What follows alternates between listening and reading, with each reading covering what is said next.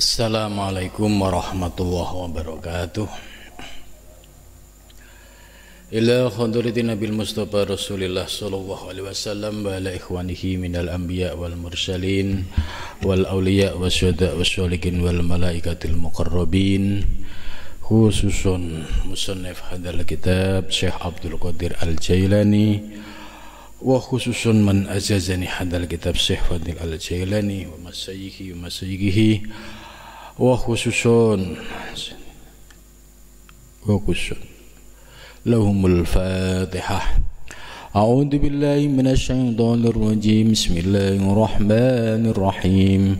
Alhamdulillahi rabbil alamin arrahmanir rahim maliki yaumiddin. Iyyaka na'budu wa iyyaka nasta'in ihdinas siratal mustaqim siratal ladzina an'amta 'alaihim ghairil maghdubi 'alaihim waladdallin. Amin. Bismillahirrahmanirrahim. Alhamdulillahilladzi allamani bi ulumil ulama'il muwahhidin wahdini ila tariqim mustaqim. Wassalatu wassalamu ala sayyidil wujud wal arwah nabiyyina Muhammad sallallahu alaihi wasallam alladzi jaa bisyari'ah wa tariqah wal haqiqah wal ma'rimah wa ala alihi wa sahbihi ajmain, amma ba'du. Subhanaka la ilma lana illa ma 'allamtana innaka antal alimul hakim. La haula wa la quwata illa billahil aliyyil azim. Rabbis shrahli sadri wa yassirli amri wahlul 'uqdatam min lisani yafqahu qawli. Amin ya rabbal alamin. Malam ini kita akan melanjutkan kajian kitab tafsir Al-Jailani, yaitu pada surat At-Taubah ayat 19 sampai 21. A'udzu billahi minasyaitonir rajim. Bismillahirrahmanirrahim. Aja'altum siqayatal hajji wa imaratal masjidil harami kaman amana billahi wal yaumil akhir wa jahada fi sabilillah la yastawuna indallah wallahu la yahdil qaumadh dhalimin. Alladzina amanu wa hajaru wa jahadu fi sabilillahi bi amwalihim wa anfusihim a'zamu darajatan indallah wa ulaika humul faizun. Yubassiruhum rabbuhum birahmatin minhu wa ridwanin wa jannatin lahum fiha na'imun muqim khalidina fiha abada innallaha indahu ajrun 'azim.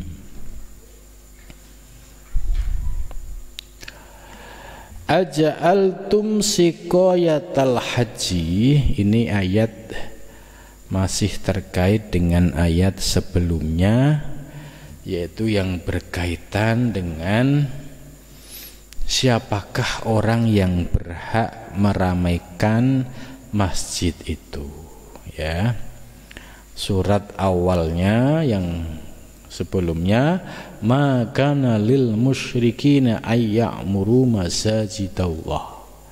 Jadi orang-orang musyrik itu tidak layak untuk meramaikan masjid-masjid Allah. Kenapa? Ya karena mereka masih mengekali dalam kekufuran. Kemudian setelah itu dijawab, siapa yang boleh untuk meramaikan atau mengurusi masjid? Dijawab oleh ayat berikutnya, innama ya'muru masajidallah man amana billah wal yaumil akhir wa aqamas shalah wa ataz zakah wa lam yahsa illallah fa asa ulaika ayyakunu minal muhtadin. Jadi orang yang berhak mengurus masjid yaitu orang yang beriman kepada Allah dan hari akhir, melaksanakan sholat, membayar zakat, dan tidak ada yang ditakuti kecuali Allah. Terus berikutnya, aja'altum siqayatal haji wa imaratal masjidil haram kaman amana billah. Ya, ini alifnya ini istifham, hamzah istifham.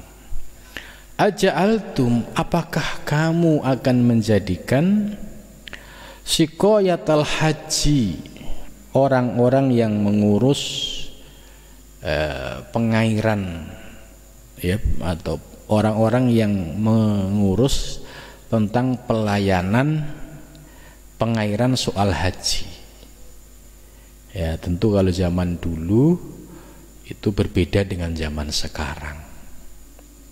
Ya, zaman sekarang itu fasilitas haji sudah modern dan serba canggih, ya. Wa imaratal masjidil haram, dan meramaikan Masjidil Haram atau mengelola Masjidil Haram kaman amana billah, sebagaimana orang-orang yang beriman kepada Allah, wal yaumil akhir, dan hari akhir, wajahada fi sabilillah, dan orang-orang yang berjihad di jalan Allah. Jadi ini pertanyaan, apakah kamu akan menjadikan orang-orang yang melayani pelayanan haji dari sisi pengairan dan orang-orang yang mengatur, ya, memanage Masjidil Haram itu seperti orang-orang yang beriman kepada Allah dan hari akhir, dan orang-orang yang berjihad di jalan Allah, ya. Aja'altum ini khitabnya itu kembali kepada ayyuhal musyrikun, yaitu orang-orang yang menyekutukan Allah. Al-mu'anidun, mereka yang menentang. Al-mukabirun, mereka yang sombong. Itu.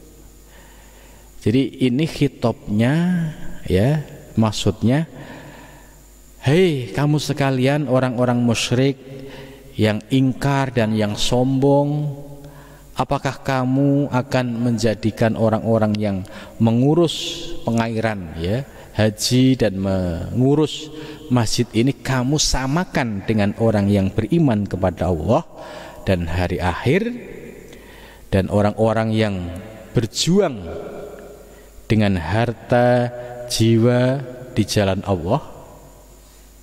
Nah, kemudian dijawab, la yastawuna, mereka tidak sama, indallah, di sisi Allah Subhanahu wa taala.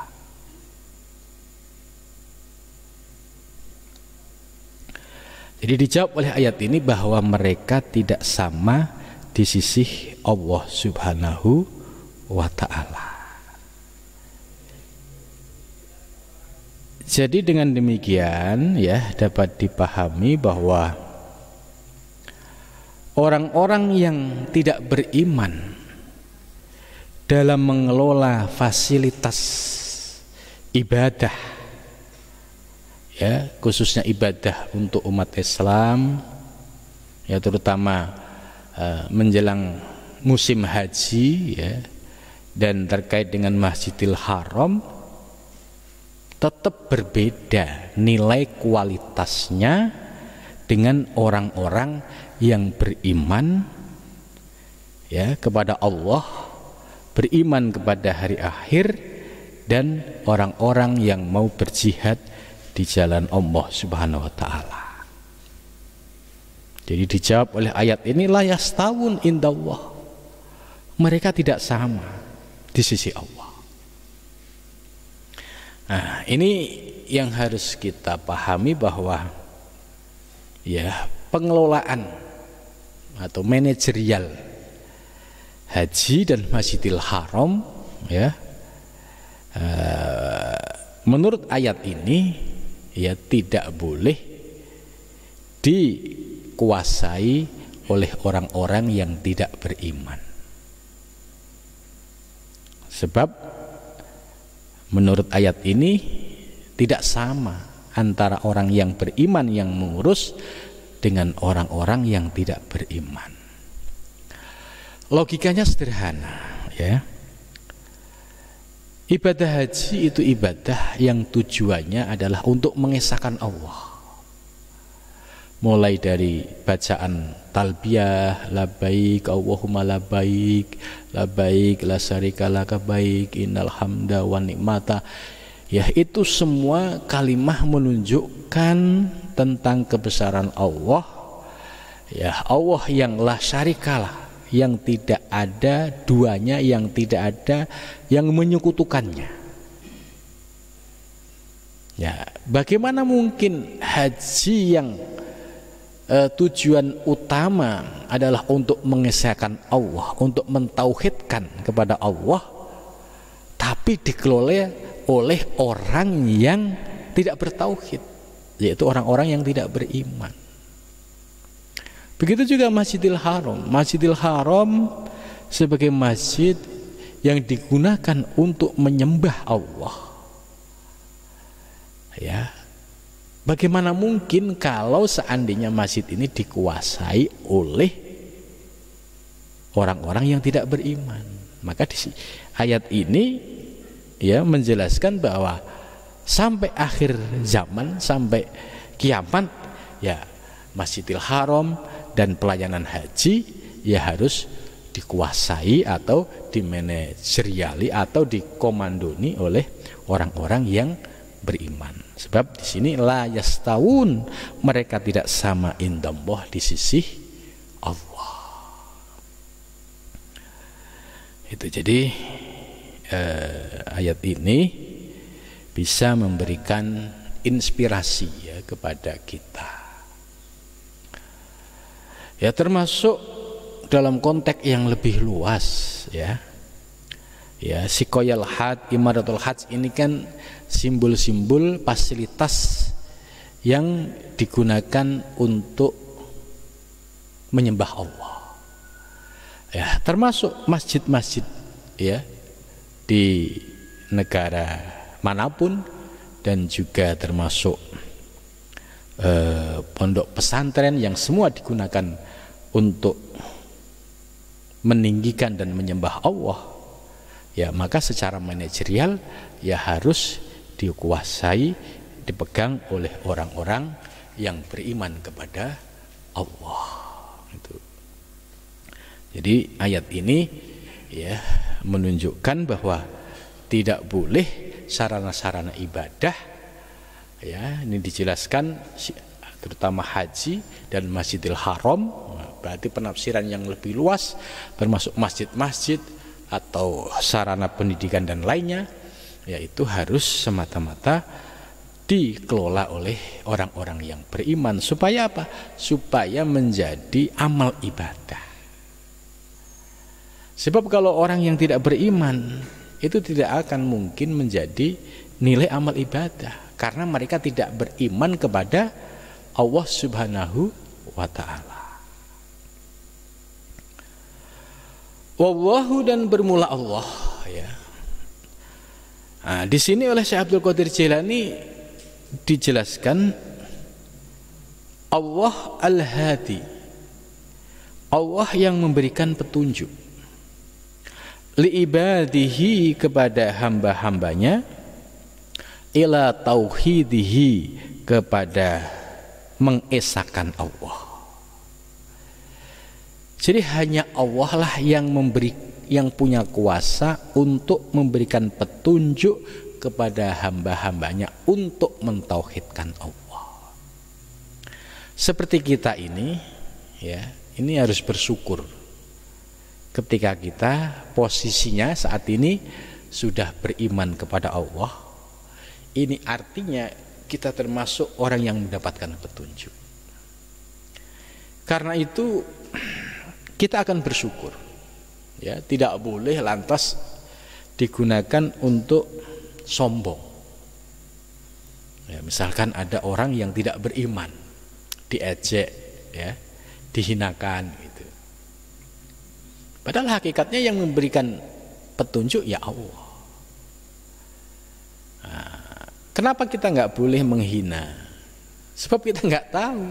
Siapa tahu, ya, dalam waktu yang akan datang dibalik oleh Allah juga bisa.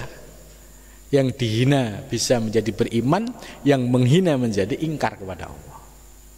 Karena ya muqallibal qulub, hati itu selalu bolak-balik. Maka bersyukur kita sudah beriman kepada Allah, dan permohonan kita diberikan istiqomah, ya, sampai akhir hayat ini. Karena itu yang paling penting. Sebab dalam kehidupan di dunia ini, ya, banyak kisah.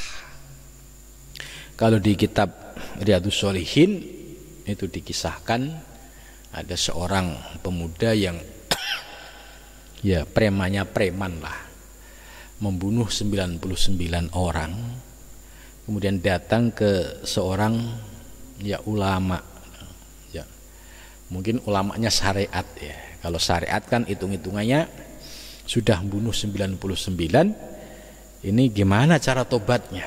Karena membunuh satu ya harus dibalas satu. Nah, dia minus ini. Minus kalau dia dibunuh minus 98. Ini hitung-hitungan ya ulama syariat.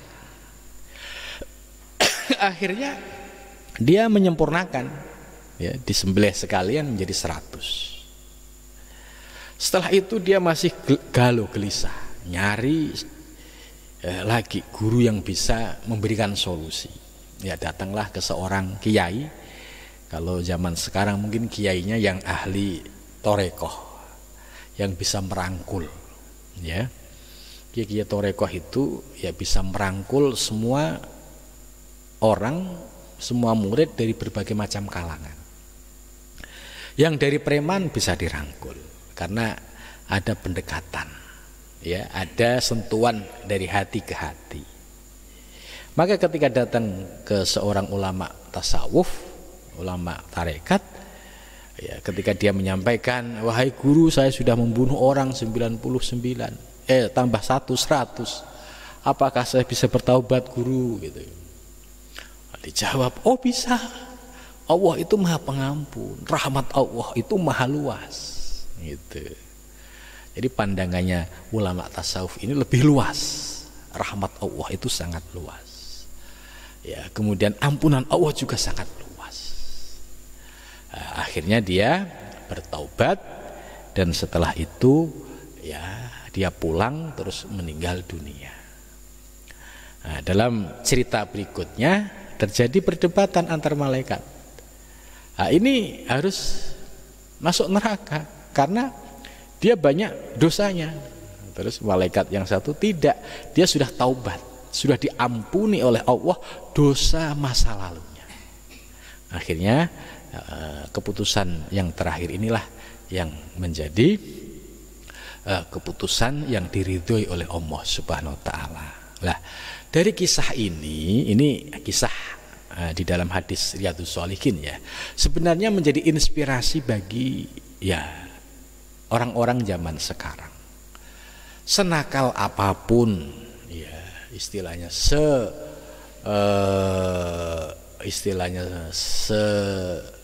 sejelek apapun perbuatan, tapi kalau ada kesadaran untuk menuju Allah, itu pintu ampunan terbuka, pintu rahmat terbuka. Nah, karena itu Ya, dalam hal ini kita nggak boleh untuk melihat kepada orang yang belum beriman dengan nada menghina atau merendahkan. Ente kafir misalkan. Nah, kita nggak tahu perjalanan hidup seseorang gitu. Maka di sini kalau kita sudah yakin bahwa Allah wallahu al-hadi li ibadihi ila tauhidihi, ya kita hanya pasrah kepada Allah. Allah lah yang memberi petunjuk terhadap hamba-hambanya untuk bertauhid. Bagaimana kalau ada orang yang sudah beriman tapi tauhidnya tauhidan, ya, dia beriman kepada Allah, tapi kalau punya masalah itu larinya ke dukun gitu.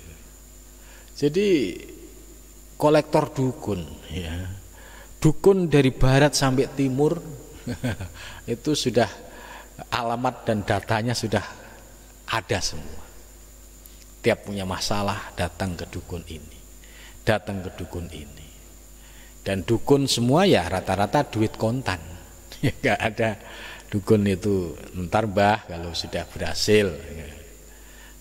Nah, orang yang beriman tapi masih suka mainan dukun ini, nah ini yang disebut oleh Imam Ghazali termasuk, ya, dia masih kelompok munafikin. Gitu.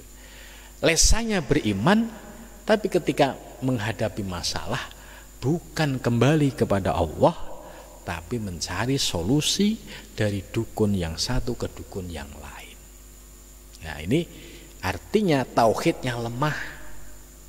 Dia tidak yakin bahwa Allah yang mengatur kehidupan.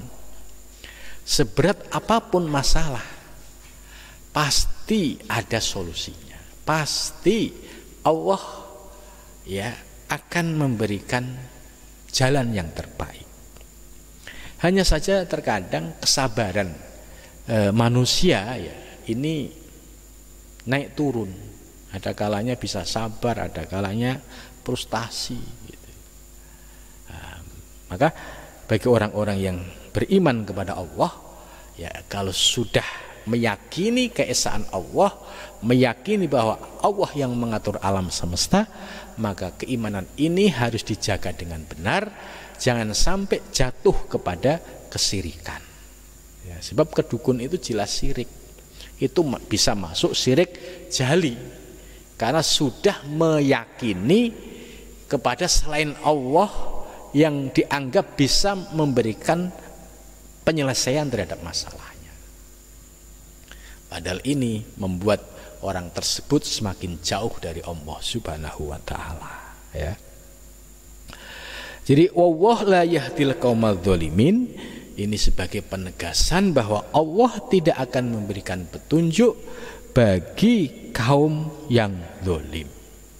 Siapa kaum yang zalim? Ya, ini Syekh Abdul Qadir Al-Jailani menjelaskan al-kharijina, yaitu orang-orang yang keluar an muqtadu awamirihi, dari, ya, menjalankan perintah-perintah Allah, wa nawahihi, dan larangannya, al-munazzalati, yang diturunkan ala rasulihi, melalui rasulnya, wa ambiyaihi, dan nabinya. Jadi disebut kaum yang dolim, yaitu kaum yang sudah didatangkan seorang nabi dan rasul masih tidak mau beriman, tidak mau menjalankan perintah Allah dan menjauhi larangannya. Itu yang disebut dolim, ya, dalam penafsiran Syekh Abdul Qadir Al-Jailani. Mungkin dalam zaman Nabi termasuk dolim ini ya Abu Jahal, Abu Lahab.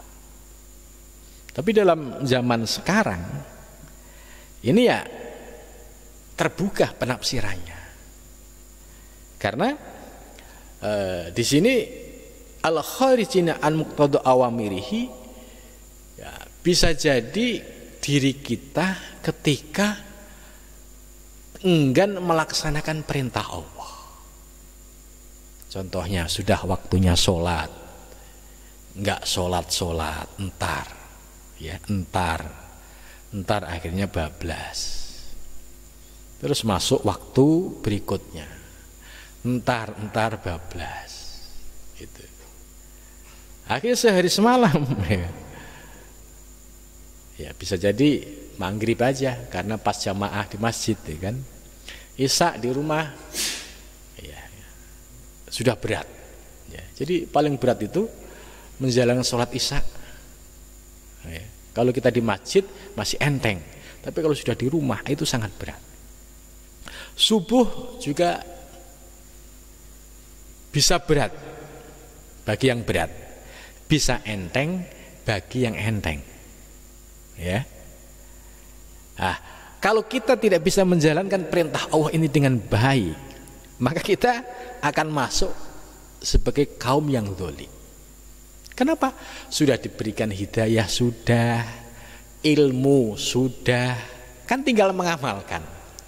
Lah, dalam mengamalkan ini ternyata kalah dengan godaan setan. Ya, kita harus menyadari siapa sih yang membuat kita ini berpaling dari Allah, yang mengajak kita untuk menjalankan sholat entar-entar itu siapa? Kan iblis. Entar dulu gitu. Ya, subuh, entar dulu gitu kan. Entar dulu, ya sudah diingetin 5:30, entar dulu. Jam 6 astagfirullahaladzim gitu kan. Astagfirullah, lanjutin lagi gitu kan. Nanggung gitu kan. Nah, ini kalau sehari nggak apa-apa. Kalau terus-terusan seminggu, sebulan, setahun, ya ini termasuk ya kaum yang zalim. Ya, itu. Begitu juga dalam menghadapi larangan Allah. Ya, kita sudah diajarkan oleh guru-guru kita, melalui guru-guru kita, apa yang dilarang oleh agama, ya, seperti ya minuman keras, ya, kemudian ya zina, kemudian yang lainnya, sudah tahu agama melarang, tapi kita menjalankan ini, maka ini termasuk kaum yang zalim. Nah, jangan sampai kita ini sudah mendapatkan hidayah, sudah mendapatkan ilmu, tapi label zalim masih nempel kepada kita. Kenapa? Karena masih berat menjalankan perintah Allah dan menjauhi larangannya. Gitu. Maka ini bisa menjadi introspeksi dalam diri kita. Apakah kita akan selamanya terus begini? Artinya hidup dalam kebiasaan meninggalkan sholat, ya, enteng dalam maksiat, gitu kan. Apakah terus akan menjalankan ini terus? Sebab ajal nggak ada yang tahu, ya. Kapan kita mati nggak ada yang tahu. Jangan sampai kita ngentengin antar tobatnya kalau sudah punya istri, gitu kan. Jadi jangan menawar. Ketika kita dibuka hati kita oleh Allah, ya, maka saat itulah sesungguhnya panggilan dari Allah. Nah, kalau panggilan itu kita ikuti, maka langkah kita menjadi enteng. Ya, sholat juga enteng, ibadah enteng, jamaah enteng, gitu. Tapi kalau lagi dikuasai setan, semua serba berat. Diajak ngaji berat, ya. Tapi kalau diajak maksiat langsung cepet-cepetan, gitu. Nah, ini kalau kita ada lihat kondisi seperti itu, kita bersyukur kepada Allah. Sebab mereka dalam genggaman kekuatan musuh Allah, yaitu yang disebut dengan iblis. Diajak ketaatan berat, karena dominasi syaitoniyah itu lebih menguasai dirinya, ya. Terus selanjutnya alladzina amanu, ya, ini penjelasan berikutnya, yaitu alladzina, orang-orang, ya, amanu, ya, mereka yang beriman. Alladzina isim mausul, amanu silah mausul.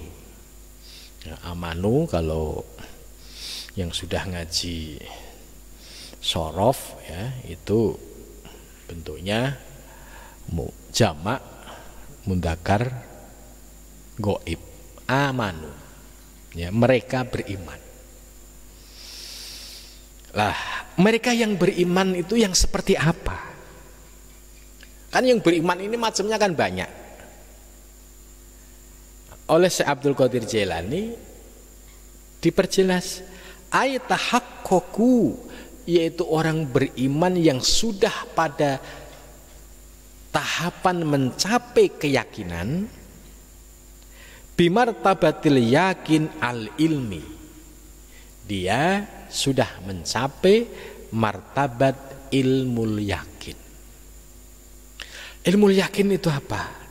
Yaitu kita sudah meyakini ilmu-ilmu yang berdasarkan Al-Quran atau hadis atau ijma' qiyas yang disampaikan melalui para kiai, para ulama.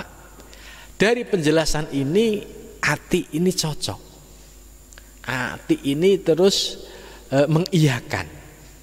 Nah, ini tandanya sudah masuk pada ilmu yakin ya. Kalau kita sudah pada tahap ilmu yakin, tinggal menaikkan kualitasnya, kita amalkan. Contoh tadi ya, menjaga sholat 5 waktu ya, kita nggak usah muluk-muluk dulu yang lain-lain, menjaga sholat 5 waktu. Kalau kita sudah beriman, sudah tahu ilmunya bahwa sholat 5 waktu itu wajib, ya kita jaga. Apalagi kalau kita sudah ngaji Bidayatul Hidayah ya, tidak sebatas yang wajib, tapi yang sunnah pun harus menjadi rutinitas kita. Akhirnya kita akan teringat, oh iya ya, sholat 5 waktu ya, selain yang fardu juga yang nawafil, baik yang rawatib ya, yang sunnah-sunnah ya, baik qobliyah maupun ba'diyah. Akhirnya setelah ilmu kita pahami menjadi amal. Amal yang terus kita lakukan secara kontinu, ini bisa menambah keyakinan.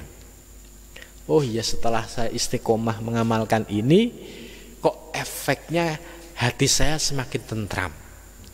Kok saya sering mendapatkan pengetahuan-pengetahuan yang terkadang saya sendiri tidak tahu gitu. Artinya mendapatkan pencerahan ilahiyah yang sumbernya dari Allah ya, karena proses melaksanakan ilmu itu sudah mulai dirasakan.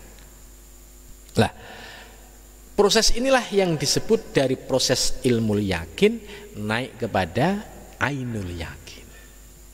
Nah, kemudian selanjutnya terus istiqomahkan dalam kondisi apapun ya, mereka tidak akan pernah meninggalkan sholat jamaah ya. Contoh, diuji dengan hujan misalkan ya, ada solusi bisa pakai payung, atau ada gangguan-gangguan lain ya, dia bisa menghadapi. Nah, ketika dia sudah dihadapkan pada ujian-ujian ini, kemudian dia tetap istiqomah, nah, baru bisa merasakan yang namanya hakul yakin. Kalau orang yang sudah pada tahap hakul yakin, ini sudah la syakka fiha, la raiba fih, tidak ada keraguan sedikit pun. Ini. Jadi dalam mengimani Allah, dalam menjalankan perintah Allah, itu sudah tidak ada keraguan sedikit pun. Tapi kalau orang yang masih ilmu yakin, tapi ilmunya nggak diamalin, naik turun, nah ini ya maju mundur, progres positif ke depan lebih baik ya sulit untuk diraih itu.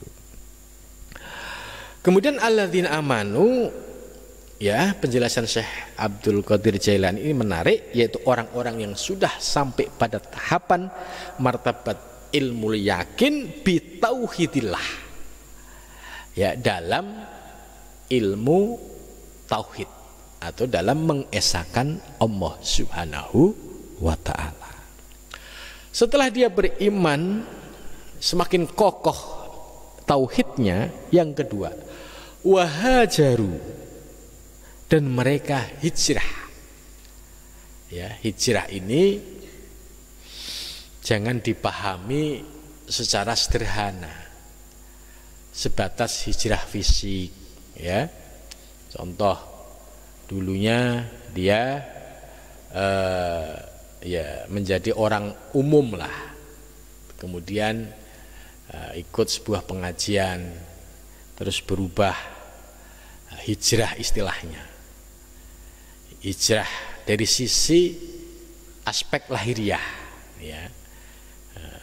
Kemana-mana bajunya ya nampak islami, terus celananya ya nampak kelihatan islaminya gitu. Tapi sisi ilmu tidak diperkuat. Nah, ini bahaya. Jadi kalau hijrah, hijrahlah yang kafah, tidak sebatas aksesoris lahir, tapi pondasi keimanan, pondasi keilmuan juga harus dibangun, supaya hijrahnya kafah, meliputi aspek lahir dan batin. Kalau hanya hijrah dari aspek fisik, ya, contoh misalkan dia secara pakaian udah islami kelihatan, tapi lesannya ya tidak pernah berhenti mencaci maki orang gitu. Kemudian ya selalu bikin fitnah. Nah, ini satu sisi sudah hijrah, tapi sisi lain terus memproduksi dosa gitu. Maka kalau hijrah, hijrah yang kafah. Jangan sampai hijrah hanya sebatas fisik, tapi batiniah atau ruhaniyah tidak ikut dihijrahkan gitu. Maka hijrahlah hijrah yang sempurna, ilmunya dikomplitin, ilmu fikihnya ya paham betul, kemudian ilmu tasawufnya yang mengkaji aspek batiniahnya juga dipahami, supaya ilmu tasawuf ini bisa dirasakan, bisa diamalkan, ditambah ilmu thariqah juga lebih baik lagi, lebih sempurna. Karena tidak ada ajaran thariqah yang muktabaroh, yang menyimpang dari Al-Quran dan Al-Hadis. Pasti relnya Quran dan hadis ditambah ijma' dan qiyas gitu. Wahajaru oleh Syekh Abdul Qadir Jailani ini ditafsiri lebih substantif, ya. Tidak sebatas hijrah pindah dari Mekah ke Madinah. Ya, ini kan hijrah dalam pengertian fisik, ya.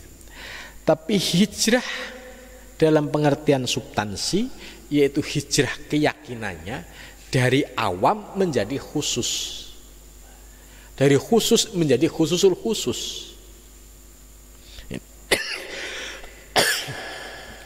Ini Syekh Abdul Qadir Jailani menjelaskan anbuk atil imkan tolibina martaba a'la minha. Jadi mereka sudah meninggalkan dari kedudukan-kedudukan yang sifatnya duniawi, kemudian dia mencari martabat yang a'la, yang lebih tinggi. Jadi kalau bahasanya, yang awalnya dia sebatas belajar syariah, belajar ilmu-ilmu lahir, kemudian muncul kesadaran ternyata batiniahku masih kosong, masih kering, maka disempurnakan dengan ilmu-ilmu yang membahas soal kotoran-kotoran dalam batiniah kita. Ada syirik khofi, ya, atau riya, ada ujub, ada takabur, ada ghibah, ada namimah, semua ada di batiniah kita. Nah, ini kalau nggak dikaji, nggak digali, ya sulit untuk bisa berubah untuk menjadi orang yang sempurna secara lahir dan batin. Maka Syekh Abdul Qadir Jailani menafsirkan hijrah itu ya dari tempat yang biasa-biasa menjadi tempat yang lebih tinggi. Hijrah dari yang biasanya hanya belajar ilmu-ilmu lahiriah ditingkatkan ilmu-ilmu batiniah, supaya sempurna, lahir dan batin. Wajahadu fi sabilillah, wajahadu dan mereka jihad fi sabilillah, di jalan Allah. Ya, wajahadu fi sabilillah ini maknanya ya universal. Kalau dalam konteks Nabi ya periode Madinah, wajahadu fi sabilillah ya jihadnya nyata melawan kafir Quraisy. Orang yang kaya hijrahnya ya dia belanjakan hartanya untuk mensupport perjuangan itu. Nah, dalam dunia modern seperti saat ini ya, kita hidup di sebuah negara yang kondisi sosial politiknya ya aman, tentram lah, tidak ada saling bunuh-bunuhan ya sesama umat Islam, nggak ada. Kita sudah merasakan situasi yang aman ini lah. Terus jihad kita apa? Ya jihad kita melawan hawa nafsu yang ada di dalam diri kita ya. Jihad kita melawan kebodohan. Lebih bagus lagi jihad kita membangkitkan ekonomi, karena dengan ekonomi ini juga bisa menjadi sarana untuk berjalan dan berjuang di jalan Allah. Jadi makna jihad ya ini memiliki makna yang terbuka ya, jangan sampai dipahami secara tekstual jihad harus jihad fisik lah. Kalau di Indonesia jihad fisik ya harus ngebom. Nah, ini enggak, ini penafsiran yang salah ya. Maka bagi kelompok-kelompok yang tergabung dengan kelompok ini ya, ini suka memahami Al-Qur'an ya. Al-Qur'annya benar, cuma penafsirannya tadi. Masa orang disuruh melakukan bom bunuh diri sementara yang nyuruh nggak pernah melakukan? Nah, ini yang bodoh siapa? Nah, kan hanya menjadi umpan. Yang rugi siapa? Apakah setelah bom bunuh diri terus dia masuk surga? Ya sangat sulit, sebab yang dibunuh ini punya hak. Dia akan protes kepada Allah, ya Allah jangan kasih bidadari ya Allah, gitu kan. Dia mendolimi diriku, dia mendolimi anak istriku, karena dengan saya mati anak istriku menjadi kesulitan ekonomi. Nah, maka pertanggungjawabannya di hadapan Allah jauh lebih berat. Nah, ini kenapa banyak orang yang tidak paham kemudian ikut pada kelompok-kelompok ini yang akhirnya dikorbankan. Nah, maka bersyukur kalau kita ketemu kiai, ketemu guru yang bisa menjelaskan makna jihad secara utuh sehingga kita memahami Al-Qur'an itu sesuai dengan konteks, sesuai dengan situasinya. Oh, kalau saya masih remaja, ya jihad saya apa? Ya memerangi kebodohan. Ada kesempatan untuk mencari ilmu misalkan, ya menguatkan kemampuan dalam bidang IT dan multimedia, kenapa tidak? Ini bagian dari jihad. Karena ini pun bisa menjadi wasilah ya untuk kesuksesan dan lain sebagainya. Ya, jihad saya dari sisi lain, ya jihad menambah ilmu supaya saya semakin ngerti bekal ibadah. Jangan sampai ibadah nggak punya bakal ilmu. Jadi jihad yang dimaksud ayat ini ya memiliki makna yang terbuka ya, yang sesuai dengan konteks zamannya ya. Jadi jangan sampai kita didoktrin oleh orang jihad harus dimaknain jihad fisik seperti zaman Nabi. Karena zaman Nabi jihad secara fisik oke, karena lawannya jelas kafir Quraisy. Mati jelas syahid, ya kan? Nah, kalau sekarang memahami ayatnya nggak pas, mati bukan syahid, sangit iya, ya kan? Karena kebakar, hangus dia. Jadi matinya sudah sangit, mimpi ketemu 72 bidadari gagal. Karena apa? Oh, ilmunya nggak sampai. Ternyata ketika bidadari di depannya diprotes sama orang-orang yang menjadi korban. Nggak bisa kamu. Kamu telah merugikan keluarga kami. Ya, ini hak-hak ini, hukul adami ini kan harus diselesaikan. Nah, ini akibat salah ngaji, salah guru sehingga dia dikorbankan. Itu ya. Bi amwalihim. Nah, ini jihad oleh ayat ini di jalan Allah itu bisa bi amwalihim, dengan harta. Syekh Abdul Qadir Jailani menjelaskan aibibat lima nusiba ilaihim min amti'atid dunya al-aiqah anil wusul ila fadu'il wahdah. Ini penafsiran yang sangat sofistik sekali. Jadi jihad di jalan Allah dengan harta itu maksudnya kita mempersembahkan ya segala sesuatu yang kita miliki min amti'ati dunia dari materi dunia ya. Ini materi dunia ini pengertiannya luas, bisa dengan harta, bisa dengan skill ya, bisa dengan keahlian menguasai IT, bisa dengan yang lain. Sebab ini semua di zaman modern bisa menjadi sarana jihad, sarana berjuang di jalan Allah. Al-aiqah anil wusul ila fadu'il wahdah. Ya, jangan sampai harta dunia itu ya menjadi penghambat untuk wusul ya kepada Allah, untuk bisa memperoleh hamparan keesaan atau hamparan ya fadu'it tauhid ini, fadu'il wahdah itu. Ini maksudnya bahwa orang kaya yang sukses ya, orang kaya yang sukses itu orang yang kaya yang bisa membelanjakan hartanya untuk di jalan Allah. Nah, sebaliknya orang kaya yang menyesal, yang gagal adalah orang kaya yang menjadikan hartanya ya berpaling dari Allah. Itu.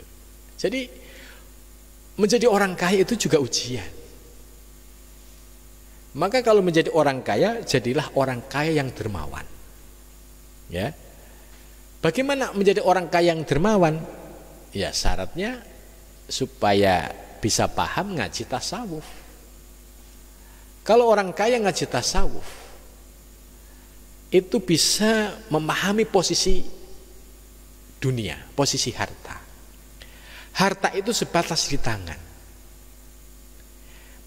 Karena harta ini amanah di tangan, ya namanya di tangan ini satu saat ya akan berpindah tangan. Jadi ketika dia diberikan amanah harta, tidak masuk ke dalam hati. Hati untuk Allah. Nah, ini bagi orang-orang yang sudah paham ilmu tasawuf. Hati untuk Allah. Harta sebatas di tangan. Nah, maka apapun harta, ya jangan sampai dimasukkan ke dalam hati, karena kalau dimasukkan ke dalam hati ini menjadi penghalang dalam menuju Allah Subhanahu wa taala. Dia diberikan kekayaan, tapi kekayaannya hanya untuk berpoya-poya. Untuk ketaatan berat, untuk diajak bangun masjid berat, diajak bangun pesantren berat. Tapi kalau untuk kemaksiatan, untuk hura-hura, berapapun dia gampang. Nah, ini artinya orang kaya yang nantinya akan menjadi orang yang menyesal. Tapi sebaliknya, orang yang memiliki harta benda dunia bisa memposisikan secara pas, harta sebatas di tangan, hati untuk Allah, maka suatu saat harta ini diambil oleh Allah, tidak sampai masuk ke dalam hati. Tapi bagi orang yang hatinya sudah dipenuhi dengan harta, ketika hartanya dicabut baru merasakan penderitaan yang luar biasa. Nah, ini pentingnya kita ngaji tasawuf supaya bisa mendudukkan harta secara proporsional, ya. Maka orang-orang yang ahli tasawuf ya, itu nampak, ya, dia walaupun kaya tapi tetap rendah hati, tidak merasa kaya, karena dia menyadari kekayaannya ini amanah. Begitu juga ketika dia, ya, ada kepentingan untuk agama, dia tidak segan-segan untuk mengeluarkan, karena ini sudah menjadi kewajiban. Jadi hatinya enteng, ya, tidak mau ngeluarin, perhitungannya mateng banget nih. Padahal Allah itu maha kaya dan janji Allah itu pasti, ya. Kalau orang mengeluarkan infak atau sedekah 1 itu dilipatkan 700 kali lipat. Nah, ini kan perlu keyakinan. Kalau orang yang nggak yakin, mana mungkin kita pakai akal. Tapi Allah punya banyak cara. Bagi orang yang sudah yakin akan mengakui, ya, suatu saat, ya, dia dalam kondisi kesulitan, tiba-tiba ada pertolongan dari Allah. Kenapa? Karena waktu dia kaya itu gampang sedekah. Nah, ini cara Allah membuka pintu balasan. Itu. Tapi sebaliknya kalau saat kaya dia pelit, bakhil, ya, itu Allah gak akan membukakan pintu-pintu itu. Gitu. Ya, terus wa anfusihim. Jadi penafsiran Syekh Abdul Qadir Jailani ini cukup bagus. Orang yang memiliki harta dunia, jadikanlah harta ini menjadi sarana untuk wusul ilallah. Ini istimewa. Jadi jadikan harta ini untuk menjadi sarana wusul sampai berjumpa kepada Allah Subhanahu wa ta'ala. Jangan sampai harta ini, ya, sebaliknya menjadi fitnah, bahkan bisa menjadikan, ya, penyesalan itu. Terus wa anfusihim. Ya, wa anfusihim ini penafsiran Syekh Abdul Qadir Jailani juga menarik. Ini bagi para salikin, ahli thorikin, kalau mengkaji ayat ini mendapatkan satu penjelasan ilmu tentang ajaran-ajaran tasawuf yang rujukannya ternyata ada di dalam Al-Quran. Kan selama ini itu orang memahami tasawuf itu kan seolah-olah tasawuf ini bukan bagian dari Islam, bukan bagian dari ajaran dalam Al-Quran. Ternyata dalam tafsir Syekh Abdul Qadir Al-Jailani ini, ya, ayat-ayat ini ditafsirkan sesuai dengan penafsiran, ya, ilmu tasawuf dan ilmu thariqah. Wa anfusihim, ini oleh Syekh Abdul Qadir Jailani dijelaskan biman iha. Ya, kalau kita harta nggak punya, ya, terus apa jihad kita? Dengan jiwa. Dengan apa? Biman iha, yaitu menahan gejolak keinginan hawa nafsu. Contoh misalkan kita mau berjuang dengan harta, tidak ada. Oh, ini waktunya malam pengajian. Nafsu ini kan suka nariknya itu yang enak-enak.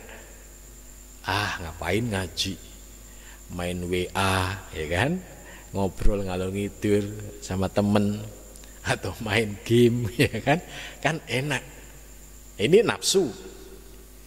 Nah, kita disuruh melawan biman iha. Oh enggak, ini ada pengajian, mumpung ada ngaji, karena ini kalau ada tempat pengajian itu Allah akan menurunkan rahmatnya, ya, dan Allah akan mengampuni dosa-dosanya bagi orang yang datang ke majelis pengajian.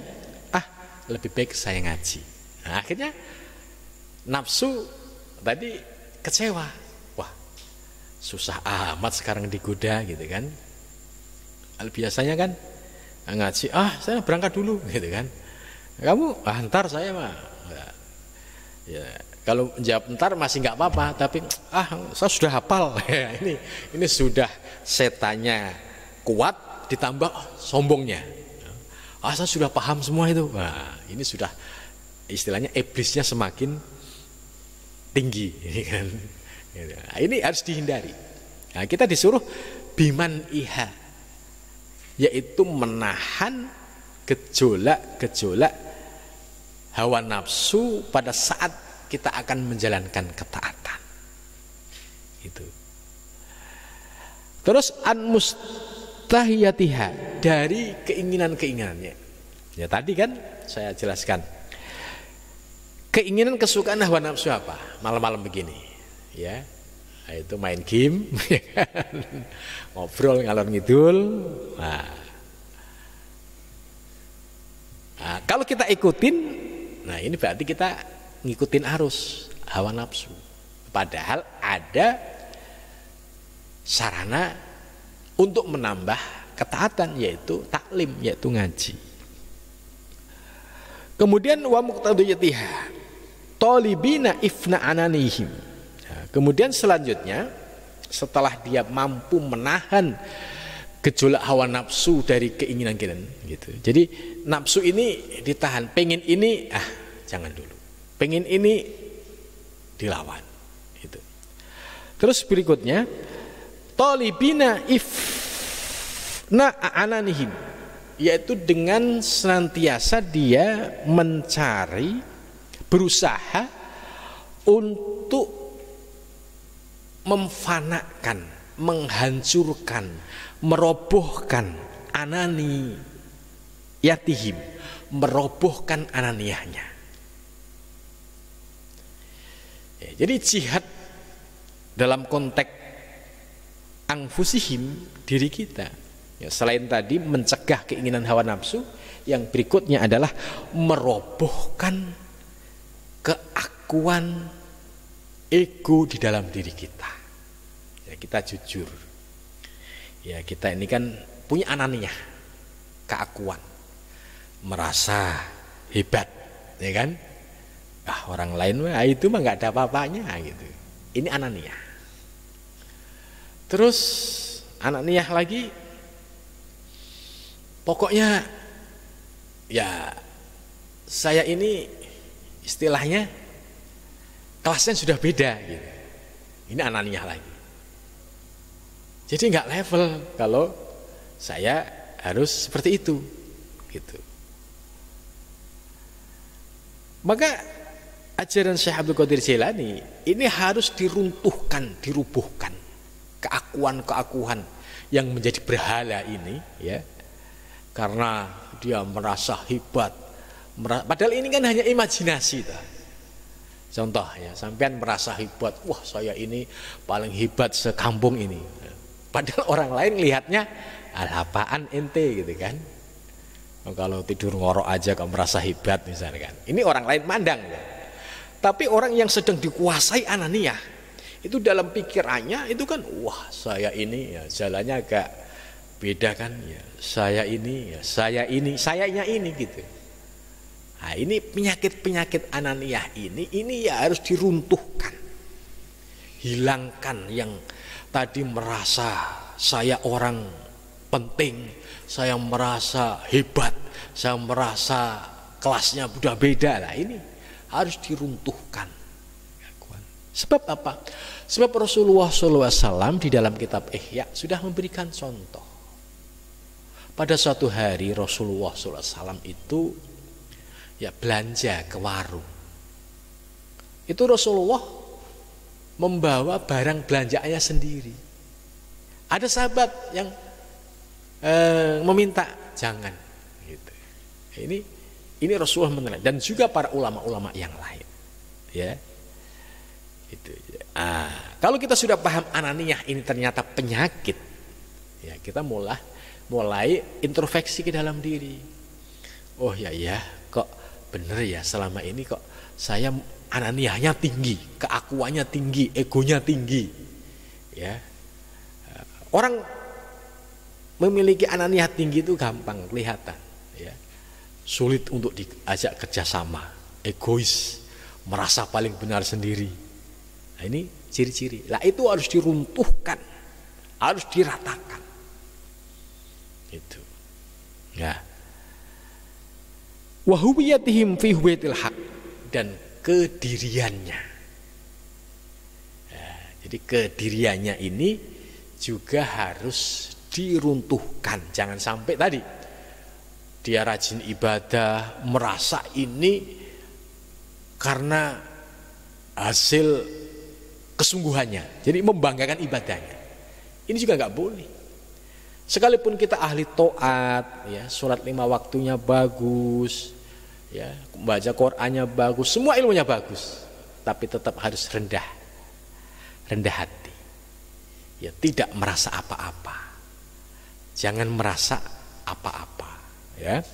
Sebab kalau kita sudah muncul tadi diikutin, wah itu penyakit batinnya itu akan ngerubung, dan akhirnya menjadi orang angkuh sombong. Dan orang yang angkuh sombong itu pasti suatu saat akan diperlihatkan oleh Allah, ya, tentang ketidakmampuan dirinya. Akhirnya runtuhlah ego-egonya, runtuhlah keakuannya ini, ya. Jadi ini penafsiran Syekh Abdul Qadir Jailani cukup menarik sekali. Jadi kita sebagai salik, ya, orang-orang yang belajar ilmu thorik ini sangat menikmati penjelasan ini. Oh, gitu. Terus selanjutnya, ya, a'dhamu darajatan indallah. Nah, bagi orang yang berjihad di jalan Allah, orang yang beriman tadi, terus hijrah, terus jihad dengan harta dan jiwanya, itu memiliki kedudukan derajat yang tinggi di sisi Allah Subhanahu wa taala.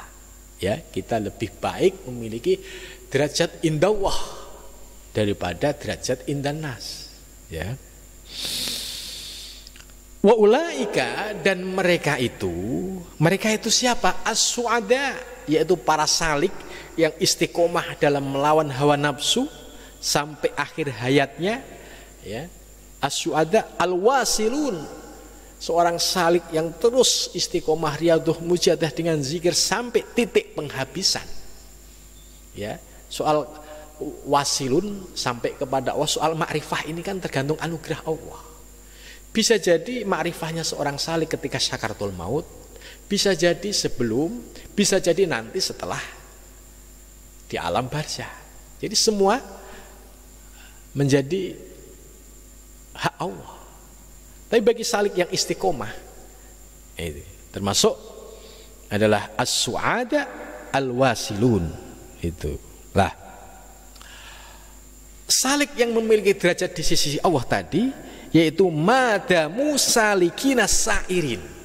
Selama seorang salik itu berjalan menuju Allah, sairinya itu ya terus menerus, ya, bahasa kerennya tuh forever, selamanya, sampai titik akhir hayat posisinya masih menjadi seorang salik yang menuju Allah. Sebab janji Allah tentang perjumpaan itu pasti, ya, cuma kapan waktunya itu menjadi rahasia Allah Subhanahu wa ta'ala. Maka orang yang pada tahap, ya, atau salik yang sampai pada tahap ini oleh Al-Quran, ulaika humul faizun, mereka inilah orang-orang yang menang, mereka inilah orang-orang yang sukses. Ya, sukses apa? Sukses dunia dan akhirat. Sebab kondisi batiniahnya tetap sebagai pejalan as-salik, ya, madamu salikina sa'irin. Dia konsisten menjadi seorang salik, pejalan sampai titik akhir hayatnya. Inilah, ya, diapresiasi oleh Al-Quran, ulaika humul faizun, mereka itu orang-orang yang menang, mereka itu orang-orang yang sukses, ya. Ini waktunya sudah lewat, tapi sebenarnya masih ada satu ayat, tapi kita akan lanjutkan pada minggu yang akan datang. Mudah-mudahan dari penjelasan ini, ya, kita diberikan kekuatan lahir dan batin, dapat istiqomah menjadi salikin, menjadi pejalan yang terus riyadhah mujahadah, istiqomah zikir sampai titik penghabisan. Ya, mudah-mudahan kita diberikan husnul khotimah dan diberikan anugerah wusul ilallah. Amin ya rabbal alamin. Ya, sampai di sini dulu. Wal muwaffiq ila thoriq. Assalamualaikum warahmatullahi wabarakatuh.